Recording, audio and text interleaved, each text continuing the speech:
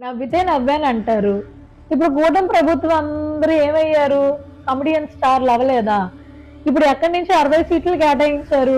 జగన్మోహన్ రెడ్డి గారు ఎక్కడా గూడా మెడికల్ కాలేజీలు కట్టలేదు, కట్టలేదు, కట్టలేదు అని గొంతు చించుకుని అరిచారు గదా! ఇప్పుడు చెప్పండ్రా తమ్ముళ్ళారా! ఏం చేద్దాం ఇప్పుడు?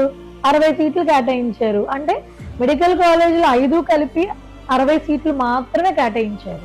రాజమండ్రిలో 16 సీట్లు, మచిలీపట్నం 12 సీట్లు, నంద్యాల 16 సీట్లు, ఏలూరులో 4 సీట్లు, విజయనగరంలో 12 సీట్లు. ఓవరాల్ గా చూసుకుంటే ఎంత పర్సెంట్ మెడికల్ కాలేజీల్లో? నీకు ఎంత చెప్పినా అర్థం కాదేంటి?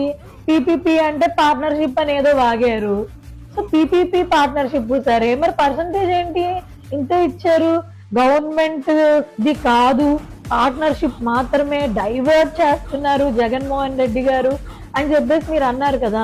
మరి ఈ పీపీపీ ఈ పార్ట్నర్షిప్ మోడల్లో ఓన్లీ 5%, 6% రిజర్వేషన్స్ ఇవ్వడం ఏంటి? గవర్నమెంట్ హాస్పిటల్స్ లో ఫ్రీ అడ్మిషన్స్ కదా. కేవలం ఇంత 12 సీట్లు, 15 సీట్లు, 4 సీట్లు ఇవ్వడం ఏంటి? మొన్న పవన్ కళ్యాణ్ గారు 15 సంవత్సరాలు తక్కువ కాకుండా కూటమి ప్రభుత్వం ఏదో పాలిస్తా ఉన్నట్టు ఆయన మొక్క ఒకలా పెట్టుకుని అన్నాడు.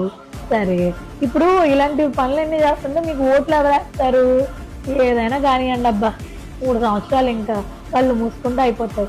3 సంవత్సరాల తర్వాత టెండర్లో పార్టిసిపేట్ చేసినోడికి తొక్క తీసేస్తానని జగన్మోహన్ రెడ్డి గారు వార్నింగ్ ఇచ్చారు. సో అదే జరిగేలా ఉంది, మరి చూసుకోండి.